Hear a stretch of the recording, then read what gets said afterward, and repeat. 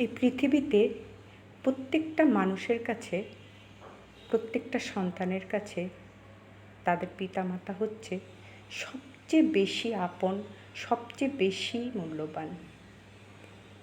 আমারও তাই।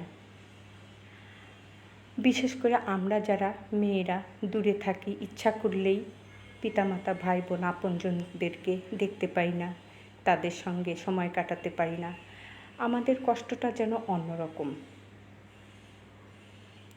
মাকে হারিয়েছি আমরা, এখন শুধু আমাদের আব্বুই আছেন পৃথিবীতে। আমাদের আব্বুই আমাদের মা, আমাদের আব্বুই আমাদের আব্বু।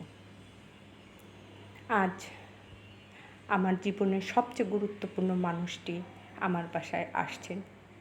শরীরটা ভালো নেই, ডাক্তার দেখাতে আসছেন। সেজন্যে আব্বু কী পছন্দ করেন সেসবই একটু আয়োজন করেছি আমি। যেহেতু জার্নি করে আসবেন, সেহেতু শুধু মাছের আইটেমটা আমি রেখেছি আর মুরগি।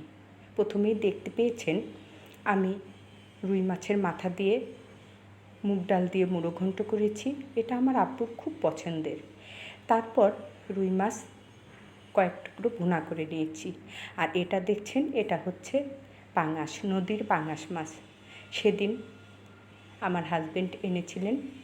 আব্বুর আসার কথা শুনে আমি এই 2 পিস বড় বড় মাছ আব্বুর জন্য রেখে দিয়েছিলাম, যে আব্বু আসলে তাকে এভাবে ভুনে খাওয়াবো। আসলে পিতামাতার জন্য আমরা সন্তানেরা কিছুই করতে পারি না, শুধু তাদের কাছ থেকে নিয়েই যাই।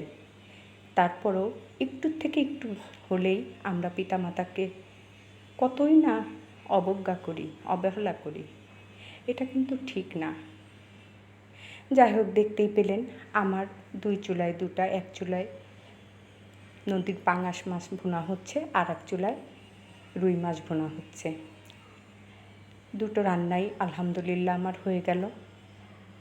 এরপর দেখতেই পাচ্ছেন এটা হচ্ছে মুরগির মাংস। কিছু মাংস আর গলা এগুলো দিয়ে আমি ছোলার ডাল রান্না করে রাখবো। এই ছোলার ডালটা আমার আব্বু রুটি পরোটার সঙ্গে খেতে খুব ভালোবাসেন। আর আমার আব্বু একটু ঝাল খেতে পছন্দ করেন, আমিও সেজন্য ঝালটা অনেক বেশি পছন্দ করি।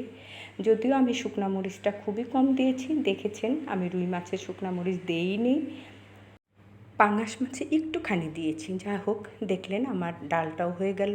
আর একটুখানি সেমাই রান্না করেছি, এটা আর ভিডিও করা হয়নি। সবাই ভালো থাকবেন, আমার আব্বুর জন্য দোয়া করবেন। আল্লাহ হাফেজ।